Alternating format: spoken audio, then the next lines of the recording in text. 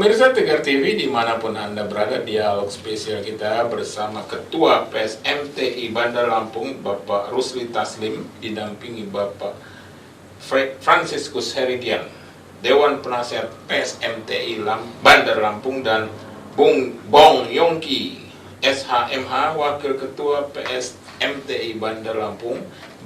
Kita berada saat ini pada sesi kedua. Ya, ini Bong Yongki dan Pak Ketua nih.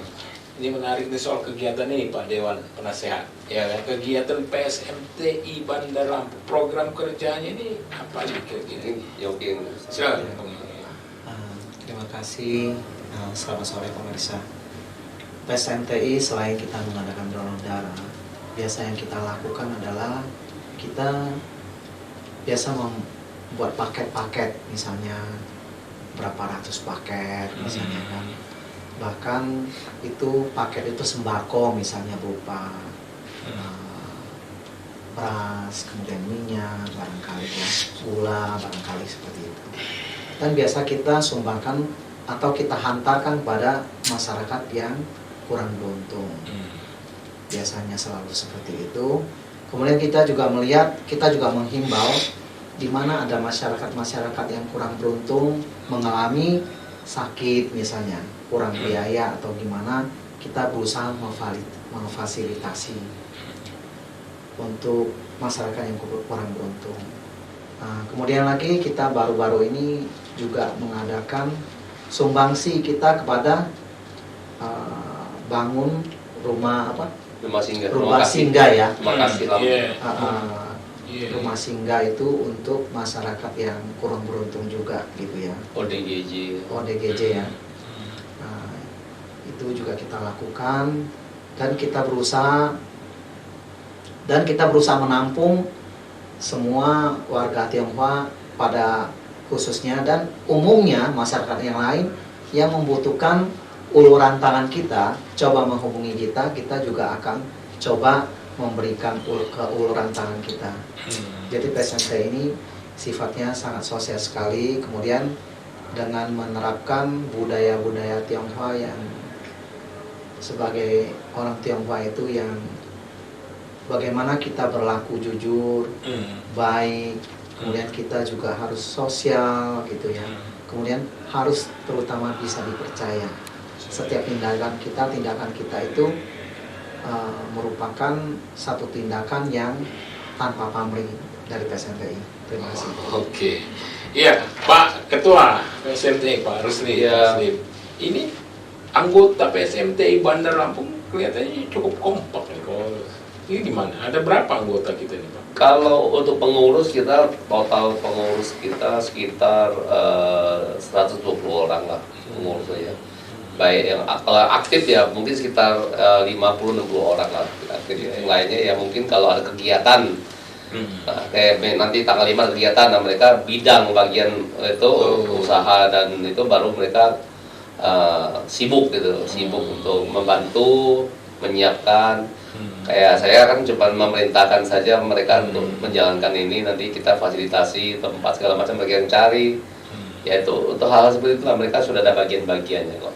Ya kalau nanti donor darah ada bagian yang sosialnya gitu, yang ngurus gitu. Jadi memang kan kita ada bidang-bidang, ada bidang kewirausahaan, kesehatan sosial, kemudian ada organisasi, ya itu juga ada bidang-bidang semua.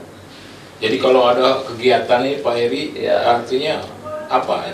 Guyup gitu ya? Guyup lah, ya memang kita visi dan misi kita PSMTI itu kan sebetulnya kita ini kan ingin masyarakat Tionghoa diakuin atau mungkin disederajatkan dengan pada umumnya suku lainnya pada umumnya. Jadi kita ya berbuat sebaik mungkin lah supaya di mata umum ya kami adalah warga Indonesia dari keturunan Tionghoa. Jadi kita mengadakan bakso, mengadakan bagi beras, bagi sembako, segala macam ya kami kumpulkan dana dari masing-masing anggota maupun pengurus ya yang mampu dan mau melakukan sosialisasi dia punya usaha segala macam. Kita bantulah supaya semua dapat benefit ya. kami sebagai paguyuban memberikan bantuan kepada masyarakat. Ya, kemudian kami punya anggota mendapat nama baik juga kan, kira-kira begitu. Jadi ada sinergi lah supaya ini keberlangsungannya sama-sama win-win solution, ada keuntungan masing-masing gitu Pak. Saling tolong menolong. Saling menolong lah, karena kita kan nggak bisa, kita kan tidak bisa hidup sendiri. Ya. Punya uang kalau kita nggak bisa bawa diri kan nggak ada guna juga, bahasanya kan begitu. Jadi itulah kira-kira misi kita juga, ya untuk kebersamaan juga. Jadi seperti yang Yongki katakan tadi, ya kita ini ingin juga menggalakkan supaya masyarakat ini juga yang butuh bantuan, yang layak lah, kita bilang bahasa layak, ya kita fasilitasi lah gitu. Mau itu kekurangan darah, kekurangan ekonomi, atau mungkin dia mau usaha, misalnya perlu dibantu sosialisasi atau memberi bantuan, ya seperti ini mau ikut kami nanti pelatihan boleh, pelatihan yang UMKM segala macam, membuat NIB segala macam, kita fasilitasi bantu. Contoh ini kan kita mendapatkan NIB gratis misalnya. Iya, kita udah melakukan sosialisasi, kita bantu dari PSMT-nya mendapatkan. Dan ingat Pak Umar, bukan hanya untuk masyarakat Tionghoa, siapapun boleh, asal mereka tidak merasa orang lain. Pak Rusi, saya mau ikut daftar boleh nggak? Oh boleh. Atau nanti Pak Umar bantu, kalau ada yang tanya Pak Umar, ya silakan dibantu, sampaikan ke anggota Sevilla. Masukkan daftar, nggak apa-apa. Nanti tempat dan jamnya kapan, nanti ditentukan harinya gitu. Pak Heridian ini calon anggota legislatif DPRD Kota Bandar Lampung dari Dapil 4 Gedaton, Wai Halim, Kecamatan Gedaton, Wai Halim dan Labuan Ratu, termasuk sini. Oh gitu Ini ya. kan Kecamatan Labuan Ratu. Ini terkait soal ekonomi. Pak Heridian ini kan memang praktisi ekonomi juga. Iya. Ya kan? Ini terkait soal pembangunan ekonomi dan sebagainya, khusus di Bandar Lampung sendiri. Menurut Pak Heri ini apa ini yang harus dilihat atau diperbaiki? Iya, makasih Pak Omar. Ya, untuk Bandar Lampung ini kan satu miniatur ya, miniatur daripada Provinsi Lampung. Pusat daripada ibu kota provinsi juga ya. Dan di sini adalah pusat daripada kegiatan ekonomi secara keseluruhan, termasuk dari kabupaten lain itu transit ataupun apa kan lewat Bandar Lampung. Memang klaster daripada Bandar Lampung ini kan memang metropolitan, tetapi tentunya sebagai metropolitan tentunya harus disupport daripada sektor-sektor yang memang bisa memberikan satu sumbangsi terhadap pertumbuhan ekonomi. Salah satunya adalah pariwisata, ya kan? Baik itu pariwisata pantai ataupun laut ataupun juga pariwisata yang bersifat sarana-sarana hiburan dan kuliner, ya, tentunya ya. Ya, kita berharap bahwa dengan adanya pertumbuhan sektor-sektor itu yang mendukung, ya kan, itu bisa memberikan suatu pertumbuhan ekonomi Bandar Lampung khususnya gitu. Secara fisik itu memang sudah terlihat ya bahwa kita ini sebagai salah satu kota yang cukup ya kita katakan modern, betul, di mana ada segera buka juga hotel bintang 5 yang lantainya tertinggi di Sumatera ya, di Jalan Kartini ya, gitu. Nah, ya kita harapkan itu juga akan memberikan suatu daya tarik tersendiri. Berikut juga dengan tumbuhnya mall-mall ya, Lampung City Mall ya kan. Juga. Nah, itu kita harapkan itu menjadi satu tempat untuk berekreasi dan juga untuk usaha ya, sehingga orang dari luar kota, Palembang, juga Jawa Barat itu punya keinginan datang ke Bandar Lampung ya. Apalagi kalau ditunjang dengan sarana-sarana kulinernya ya. Jadi memang Bandar Lampung ini ya harus didukung dengan adanya satu pusat-pusat pertumbuhan baru, baik itu pariwisata maupun sarana-sarana komersial baru yang memang harus bisa menimbulkan suatu multiplier effect ya, terhadap pertumbuhan ekonomi gitu, ya.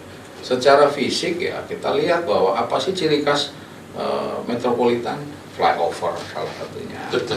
Ya kan, kalau nggak ada flyover kan ya, itu Bisa untuk mengurangi kemacetan, sarana kemacetan. Tetapi flyover kita juga sudah diberikan satu simbol-simbol yang local wisdom ya, gambar-gambar yang memang juga cukup menarik gitu. Tapi ya tentunya sarana-sarana lain yang memang harus diperbaiki ya itu juga harus menjadi pokok perhatian gitu kan. Mungkin dari kita berharap SMTI terkait dengan satu rencana daripada Kota Bandar Lampung akan membuat satu Chinatown, heritage, ya, itu mungkin ya harus kita dukung dan kita berharap itu merupakan bagian daripada budaya ya, Bandar Lampung yang nantinya juga bisa mendatangkan tamu-tamu dari luar. Betul. Ya, gitu. Karena ya dengan adanya sentra-sentra tempat-tempat seperti itu ya kita harapkan nanti orang akan datang. Oh, Bandar Lampung ini beda, ya kan? Terisi dengan budayanya, masyarakatnya yang beraneka ragam, ya kan? Termasuk ya kita, artinya paguyuban sosial marga Tionghoa ini harus mengisi hal-hal seperti itu. Mungkin itu. Menarik Pak. Ini kebetulan juga Bong Yongki ini adalah calon anggota DPRD Kota Bandar Lampung ya, Dapil 1 Kecamatan Teluk Betung Selatan, Kecamatan Teluk Betung Utara, Kecamatan Teluk Betung Timur, dan Kecamatan Teluk Betung Barat. Oke. Dari partai? Dari Partai Perindo. Iya, Bung Yongki, khusus di daerah Bung Yongki apa? Soal UMKM dan sebagainya. Silakan. UMKM ini kita bermula karena saya memang backgroundnya adalah hukum. Maka saya sangat setuju sekali di UMKM ini bahwa semua masyarakat kita, khususnya warga Tionghoa dan umumnya lah boleh bergabung gitu ya. Kita arahkan mereka bisa mendapatkan izin misalnya NIB gratis, kemudian halal, sertifikat halal gratis misalnya. Kemudian kita akan menjalin dengan pemerintah daerah bagaimana supaya UMKM kita mempunyai usaha yang legal dengan biaya izin yang sangat murah dan efisien. Itu tujuan kita, satu. Kedua kali, kita sangat mendukung program dari wali kota. Dari wali kota itu berencana untuk, kalau kita tahu di daerah pemilihan saya itu kan ada di Teluk Betung. Di Teluk Betung itu selatan, itu kalau kita lihat bangunan-bangunan tua. Bangunan tua yang sudah ratusan tahun, sekian ratus tahun. Bahkan ada tepekong yang sudah sekian ratus tahun kan gitu ya. Nah ini wali kota ini dia mau bekerja sama dengan kita, minta kita mendukung untuk membuat Chinatown agar itu menarik, untuk menarik para wisatawan domestik terutama, untuk agar di Teluk itu dihiasi kemudian dengan benar-benar satu Chinatown. Karena itu kan udah kota tua itu. Itu bisa jadi kota yang bersejarah. Jadi wisata ya. Ya, dan kita lihat kuliner di Lampung itu sudah sangat mendukung. Tempat wisata itu kita sudah mulai terkenal gitu. Dengan adanya jalan tol, kita lihat mobil yang misalnya luar kota, baik dari Jakarta, Bandung, kemudian dari Palembang terutama ya. Karena 3 jam, 4 jam sudah sampai dari Palembang ke sini kan. Jadi di Lampung ini seperti kata Pak Heridian, itu kita udah ada sebuah miniatur metropolitan.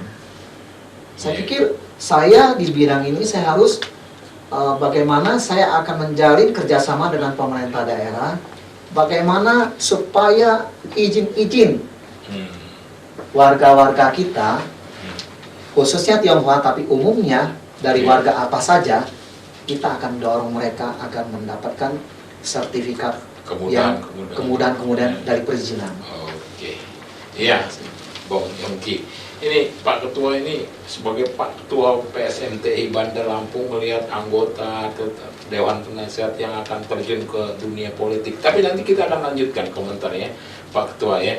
Ya, pemirsa Tegar TV dimanapun Anda berada, kita lanjutkan dialog spesial kita pada sesi selanjutnya. Jangan kemana-mana pemirsa, tetap di Tegar TV.